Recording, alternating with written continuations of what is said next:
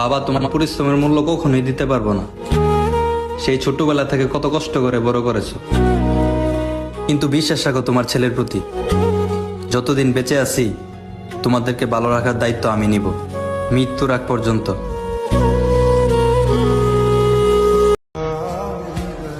মারে, এই প্রবাসে আমি খুব একা রে মা, আপন বলতে কেউ নাই।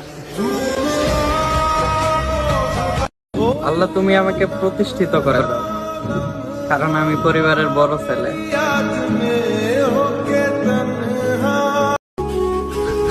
ঘুমানো নিষেধ, তবে জেগে থাকা অপরাধ।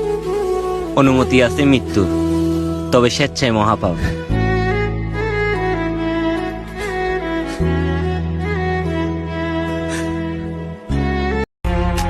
খারাপ সময় কেউ পাশে থাকে না, আর থাকবেও না। দুনিয়া অনেক স্বার্থপর, সবাই তো আর মায়ের মতো না। टूटी जो नींदे दिखा ही नहीं, जाने कहाँ वो मुसाफिर गया। এই শখের বয়সটা প্রবাসে কাজ করতে করতে কইরা দিতাছি পার। কে জানতো এত অল্প বয়সে প্রবাসী হওয়া লাগবে আমার।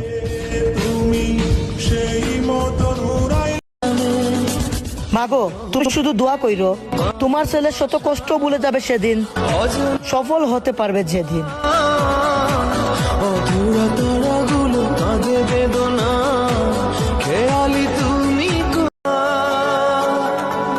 যেতে হবে অনেক দূর, বাবা মায়ের প্রতিটা স্বপ্ন পূরণ করতে হবে, কারণ পরিবারের বড় ছেলে আমি।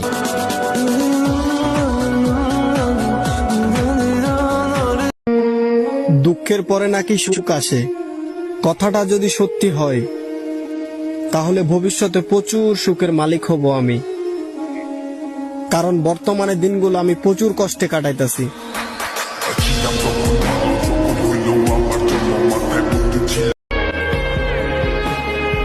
যদি একবার এই দেশ ছাড়তে পারে মামা, আমি আর কখনো এই দেশে আসবো না, কারণ এটা এমন একটা দেশ স্বার্থ ছাড়া কেউ পাশে থাকে না।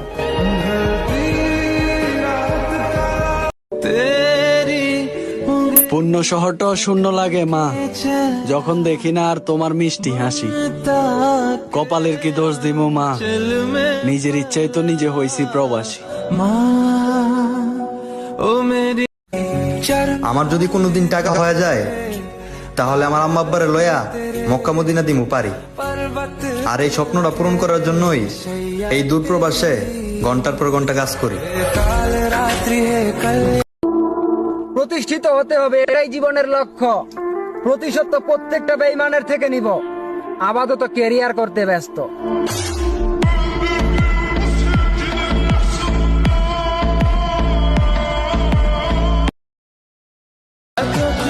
নিজেকে সফল মনে করবো সেই দিন, যেদিন টাকা থাকবে আমার আর স্বপ্ন পূর্ণ হবে আমার মা বাবার। নীলে নীলে বাঁধে বাসা, অজানা ব্যথা